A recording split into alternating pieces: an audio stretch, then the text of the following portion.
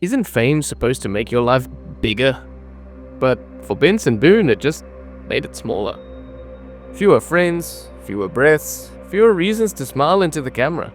This kid had the voice, the look, the numbers, everything a label could dream of.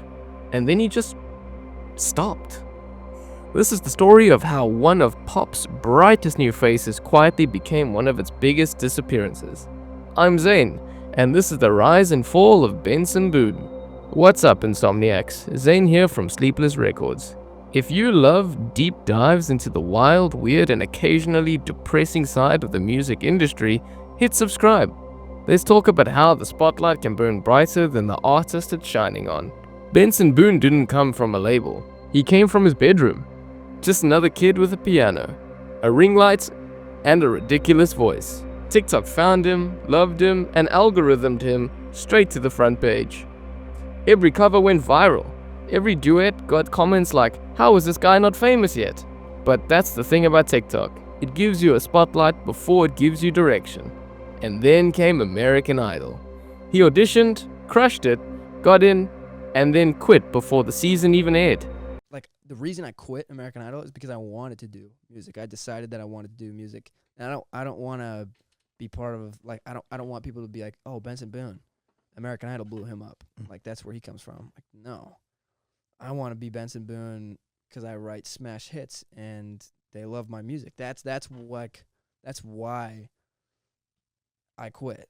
I just didn't want that label on me. But what happens in your life that makes you realize that this is something you need to take seriously? Like what happened that made me realize that I need to quit? Leave school, focus on music, and then really you leave Idol at kind of the same time, yeah? I think I'm a big risk taker, and that's how I've been my whole life.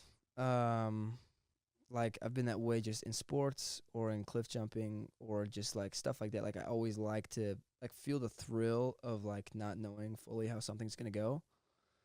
And obviously this is a very different category than it's jumping off a cliff into 10-foot water. That's like showing up to the Super Bowl and walking off during warm-ups. But his reason made sense. He didn't want to be owned by a show.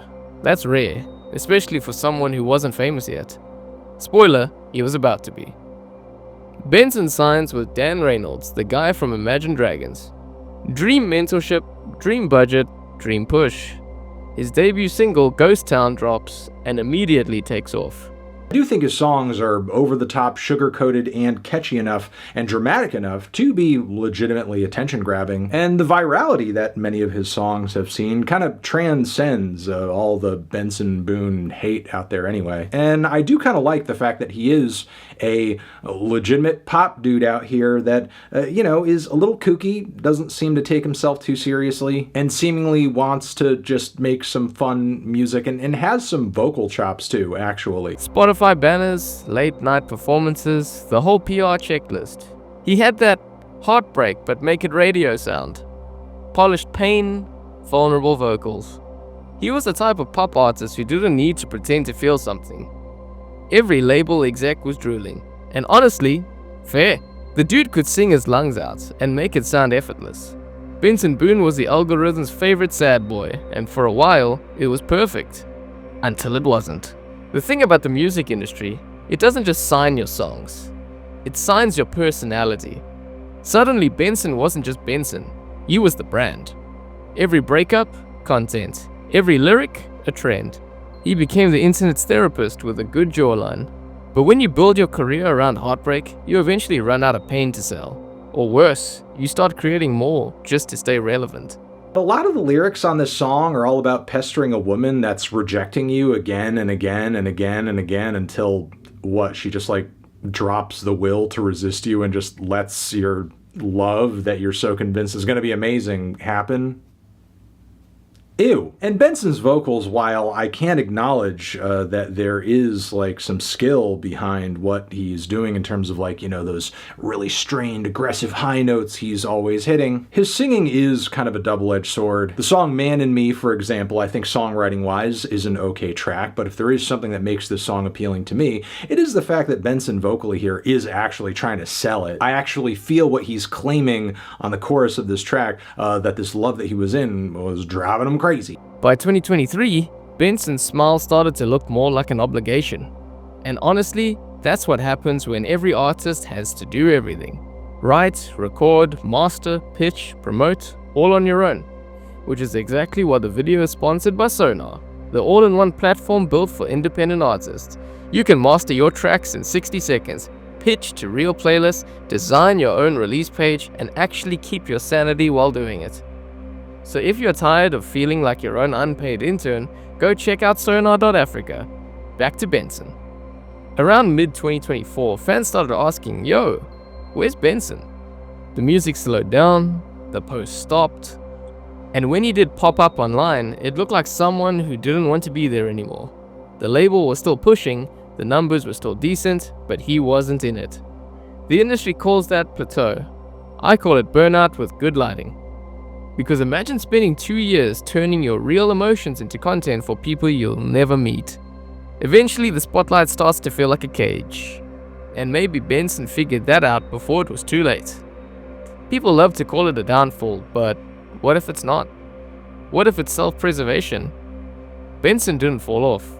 He opted out. He traded algorithms for actual peace. And in an industry obsessed with constant visibility, that's kind of punk. Not every artist disappears because they failed. Some disappear because they finally realized success wasn't the prize. It was the problem.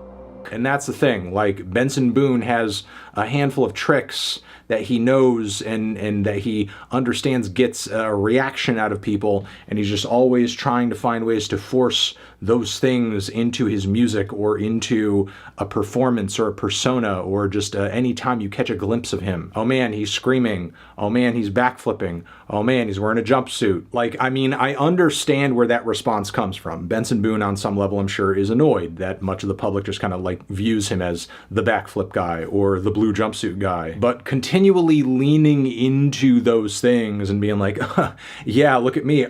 I actually am post-ironically the blue jumpsuit guy. It's just further reinforcing that view of you. And I don't know. It's not.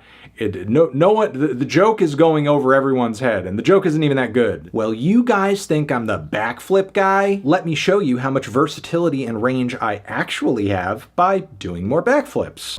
He walked away before the machine chewed him up, and that might be the smartest thing he's ever done.